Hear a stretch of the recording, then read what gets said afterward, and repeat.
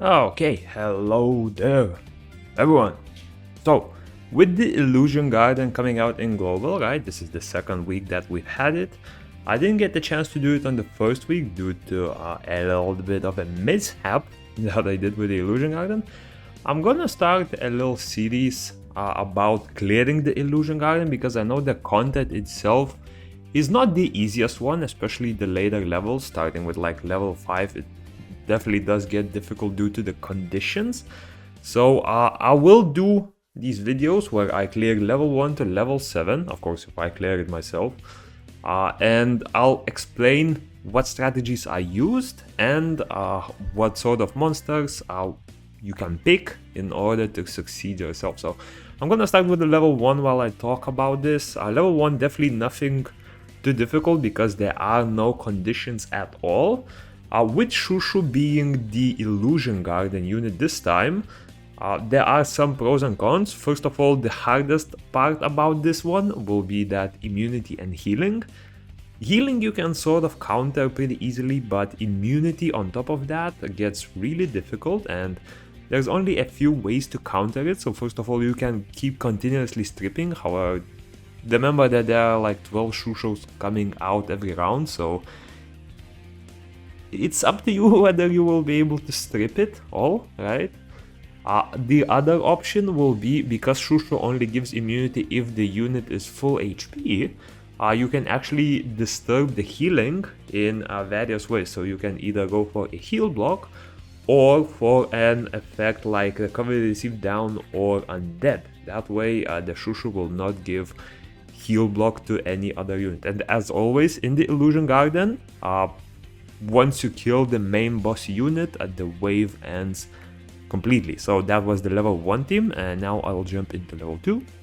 Okay, and overall for this one, the strategy will be bringing quite a bit of damage, bringing a heal block, and bringing some strippers. So first of all, Celia does have a heal block as well as damage taken up, plus her second skill and her passive makes her quite literally the perfect unit for this dungeon, even regardless of what monster is in it, because you will be killing those mini monsters a lot.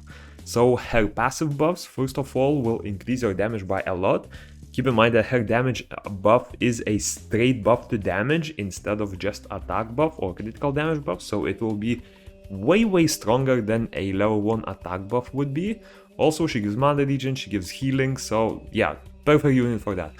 For level 2, the condition was not bringing any wind units and bringing a water support. So instead of Juno, I essentially took Soha. She fulfills the duty of a stripper. Tion to boost cooldowns of both of them, as well as Macleaf, which, I mean, Tion is not really needed, but first of all, he's a very easy to obtain unit. He is a nat 3 and probably the majority of you already have him. And second of all, he just boosts cooldowns very easily. He is sort of like an emergency revive if anything goes bad as well. But yeah, this is the level 2. I'll let it run. Really nothing special about this one. You should probably be able to nuke it. If not, you will most likely have enough time to go through all of the boss wave minions and then nuke the boss finally. But yeah, again, the only thing you need to worry is about removing the buffs with Soha or any other stripper that you have, and applying that heal block with Celia.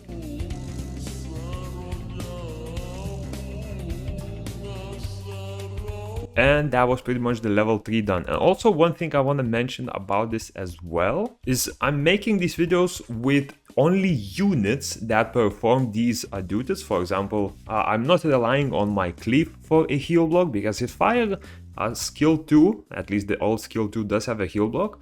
But because I want this to be as widespread against all summoners as possible, I'm only bringing what's needed from a monster. So for example, I will not rely on strips for a Winkina or a Light Orbia. Instead, I'm only relying on monsters for all of the important roles, and the summoner will only be there for damage or to tank the damage from the monsters. Okay, and the level 3 changed the condition a bit. Now you need a wind support monster and not have any fire units. So again, we're not able to use Juno as our main stripper, so we're keeping Soha as our soul link option. However, we are no longer able to have Tion because he would need to replace a Celia, and Celia is way better than Tion. So for the wind support unit, probably the best option actually, and the most easiest available one will be Shannon. If you do have a Nat 4 or Nat 5 support that you feel would be better, feel free to use it. Shannon here is really just a filler, but I thought that since she does have an attack buff, she will increase the whole team damage a lot, so that's why I brought her into this run. And yeah, level 3, again, nothing too difficult. You can go for the boss, you can go for the the add-ons if you're not able to kill the boss in time, but with Soha's strip, especially on Soul Link this time, you should have enough strips to delete even 4 or 6 debuffs.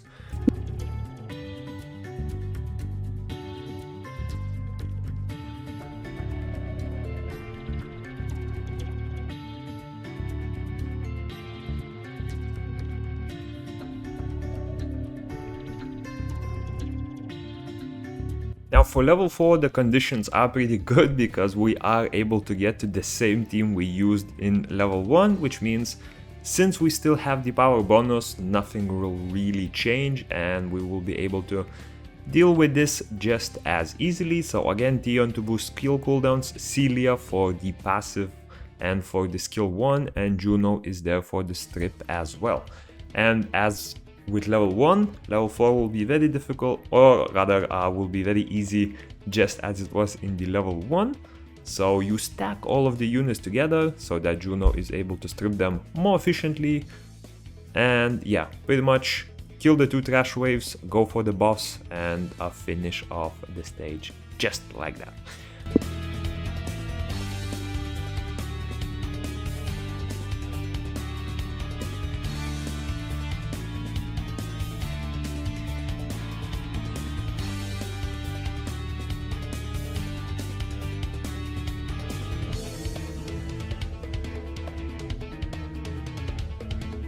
Okay, and level 5, this is where things start to get a little harder. First of all, this rotation of level 5 was quite difficult for the sole reason that there aren't a lot of strippers that can remove AoE buffs, and especially AoE immunity, with only being a Nat 4 or below, because most of the AoE strippers are unfortunately Nat 5s, but there are a few options. So for this one, the condition is of course 4-star or below, so what I did was Tion to cycle skills once again. Fire Cowgirl actually has a second skill, which is an AoE. It does not strip buff, but it does remove immunity, which is the main thing we need to remove. We can keep the defense buff, we can keep the cover receipt up or whatever else. The main important thing for us is to remove immunity so we could apply that heal block. And for the third unit, Cassie is actually not the unit I've chosen here. I only used her because she is a dark element, and dark element does get the bonus that way. If I switch my summoner to dark and Cassie to dark, I am able to get that power bonus from the stage. If you are not able to get it that way, even by switching like all 3 units, do not worry about this, just go with your regular team and move on from there. But yeah, from this one, I entered the stage, I switched out Cassie for Colleen. The reason I'm using Colleen is, first of all, Colleen does have a heal block on her first skill, and she also has an attack buff on the second skill. The heal is whatever, I mean, Tion has an emergency heal if needed, and these howls aren't exactly doing too much damage. But yeah, as you can see, that Fire Cowgirl skill 2, we can cycle it with Tion. It will be a little bit expensive to use on Soul Link or if you do not have a Tion, because it is a 5 mana cost skill, and I think it has like a 28 or 30 second cooldown, so yeah, you're not gonna be able to spam it a lot otherwise. So with Tion, I would definitely recommend going for that. And as you can see, whenever I group them up, I try to get them all at once, because with this skill, you can't really miss a lot. Otherwise, even with Tion, it takes like good 10 seconds to come back. So yeah, with that you are able to remove immunity. With Colleen you will be able to apply heal block to the final boss, which will allow you to do the damage that you need and prevent them from healing. So yeah, as you can see, the boss has immunity. Whenever the fire cowgirl uses her second skill, that immunity will be removed. Of course, the AI does not feel like using it. Another cool thing about the fire cowgirl is look at how fast her first skill cycles. So first of all, it's only an 18-second cooldown, and whenever she hits a critical hit, her cooldown gets reduced. So look at that. She shoots and well, eventually she missed, but maybe you saw in the previous one, she reduces their cooldown back to like 40% left, and she is able to cycle that probably like every 5 to 6 seconds. It's a decent damage skill, so yeah, definitely not worth overlooking.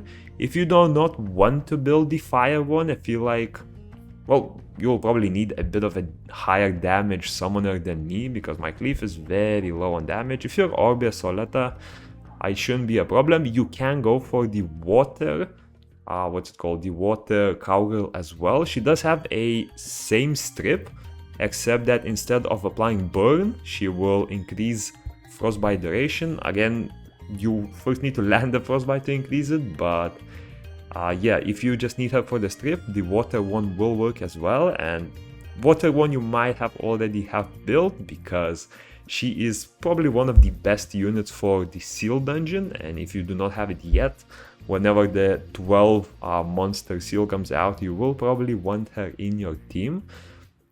But yeah, for this one, have an immunity remover. Colleen is probably the best option, since attack buff and heal block is two things that you really need for this one. And yeah, level 5, almost with the time limit, but it was cleared. And now level 6, I would say this one was one of the easier stages actually. Of course, if you do not have the power bonus, you might struggle a bit. I was able to barely get the power bonus here with the Dark Leaf as well as Viva Shell. This is the final T that I'm using, so you need a Dark support and no light unit, so unfortunately you're not able to use Tion, you're not able to use Celia here, which are two amazing picks. But you do basically need a heal block or rather heal block and a stripper. So Juno is once again fulfilling the duty of a stripper. And instead of a heal block, this time we're bringing Sharon. You can bring any other heal block unit. I just simply don't have too many great heal block units built. But Sharon has a skill of, first of all, recovery received down, which will lower the recovery. It's not as good as a heal block. But also whenever she attacks a unit with recovery received down, that will turn into undead, and undead is pretty much the same thing as a the heal block, but it also gives damage to the opponent, so you're gonna be able to kill it even easier. And even for the previous stages, if you don't feel like using a Celia for whatever reason, even though trust me, she's amazing here, you are able to use units with undead, so Sharon, the Dark Occult Girl, Nikki if you do have her.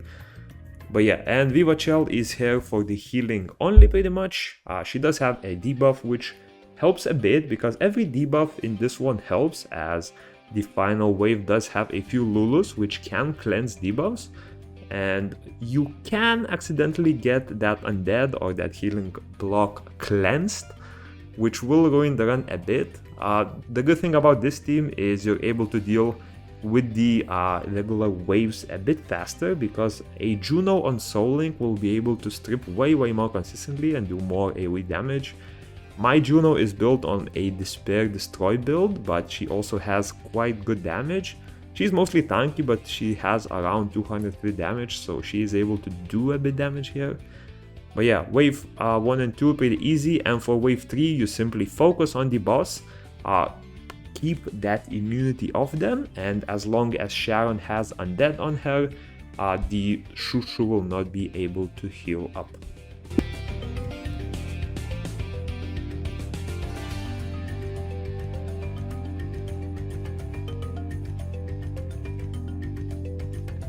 And now the final level 7 boss. So for this one, only one of the units was what? Wait, was it? No, actually both of the units was what? But basically, instead of the Tion that you took in the first fight, you are now taking a dark unit, because you must take a dark unit, you are not able to start the stage without it. So Tion will unfortunately not do. No bonus this time. I'm not able to get 800,000 power even if I brought like best nat 5 dark units that I have.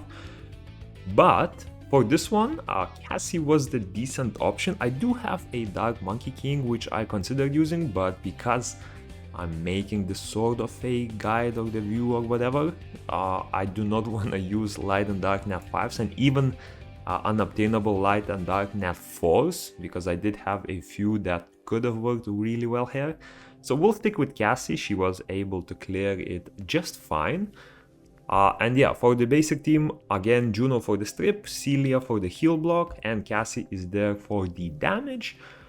Really nothing changes. However, in the last wave, you will notice that I will switch out my units for Sharon, because here's my problem I had with this stage is, first of all, this team does not have a defense break, so it is able to deal with the trash waves, but it is not able to do enough damage by itself. At least I wasn't able to do so in a few runs. So instead of, I believe it was Juno, I switched for the boss wave from Juno to Sharon, because first of all, Sharon has a defense break which increases damage, and second of all, she has undead, which is pretty much the same thing as a heal block. But the cool part about that is we have heal block from Celia as well, so you will have two options that completely destroy enemy healing.